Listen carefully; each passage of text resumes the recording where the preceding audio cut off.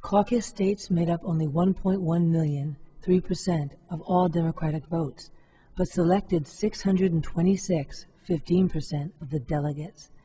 Caucuses in the 2008 Democratic primary were filled with violations of party rules and, more importantly, were fraught with malicious practices unacceptable in any election in any country. They violated the core democratic principle of one person, one vote, so gaming the system produced a huge impact. Rather than investigate and penalize this otherwise illegal activity, the Democratic Party rewarded it by allowing it to stand.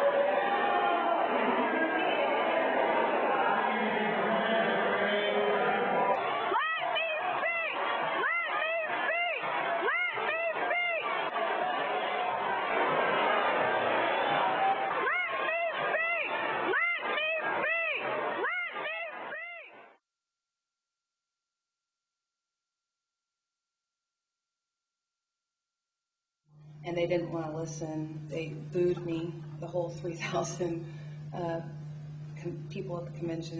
They booed me. And I got death threats because my address was in the video from Obama supporters and people calling me whore and skank. Not only a party would allow this, but that our own citizens would perpetrate this against one another when we have stood firm for everyone's ability to vote and that every vote would count. I've always been believing the system, and this is the first time I feel like I've been betrayed of that trust. It is my opinion that right now party business is trumping the freedom of the vote. I believe in democratic principles. My question is, does my party believe in democratic principles? They say they want everybody in this party to unite and get behind one person, and you're cutting up each other on the floor. Some people saw outright cheating. Other people just saw strong-arm tactics. I saw fraud. You're supposed to sign your names on these sheets, and the sheets are supposed to be controlled and passed out, and this is how you kind of maintain order. None of that was done. The sheets are just flying all over the place. You could put in your own names, you could add your own sheets or anything, so it was just filled with fraud. At the time, I didn't realize people probably signed up for their friends. I would have challenged that they were physically there. They were just changing it back and forth. It's like nobody seems to complain. Obama supporters going back through the crowd telling the people that were on the other side of the table and the people outside that they could go home, that they had been counted, but that they could go home. And I turned to Mom and Alice and said, don't they need to sign the sheet first? That's how they're counted, and that, of course that is how they're counted. But they were going back there telling them, and a lot of those people that went home, English was not their first language. They were just holding us, and they had papers in their hand. The ladies that was holding us outside, she had papers in their hand for us to sign, but they didn't let us sign.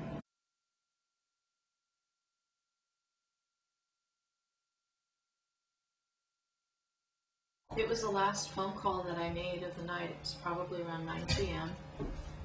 And I remember that the person I was calling was named Laura.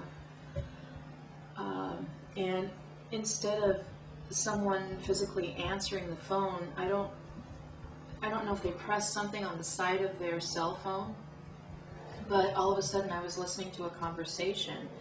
And initially it sounded like a meeting. There were probably about 3 women and 1 man. I don't know the women's name, but the man was referred to as Martin. And the women were looking at his walls and talking about his wallpaper, and I guess he had just moved in. They were telling him that he really needed to change the wallpaper. And what state was this? This was in Texas, in Dallas. That's where we were calling from anyways. It seemed initially like a training type of a program. The people were talking about how they were going to be collecting names the following day, asking people when they came in to vote if they were coming back to caucus. It took on a plotting tone. They were talking about how, again, you know, they would take those names. They wouldn't have to physically be there, but their votes would be counted in with the caucusing. And if they were not going to be returning to caucus, the names were going to be collected. And they were going to be added to the names of people that were going to go out and caucus that evening. It was unbelievable. I couldn't believe what I was hearing. So I asked Gina to go and get one of the other volunteers because I wanted somebody else to hear this. It was unbelievable that this could be happening. So I was still on the phone listening, and of course they kept on about how it was going to go down, that they would call the caucus to order. And I don't know anything, I've never caucused, but that they would call it to order, that they would have, I guess, the people on each side of, I guess Hillary's on one, Obama, they kept, of course, referring to him as Obama, on the other. And that's when, of course, then the campaign attorney came into the room where we were at, took the phone, and it was a Hillary campaign phone, and my notes that I had taken with the information that I had written. Of course, it was not very legibly because I was nervous. I couldn't believe, again, I need to read that this could be happening in America. In America. You think these things happen in third world countries.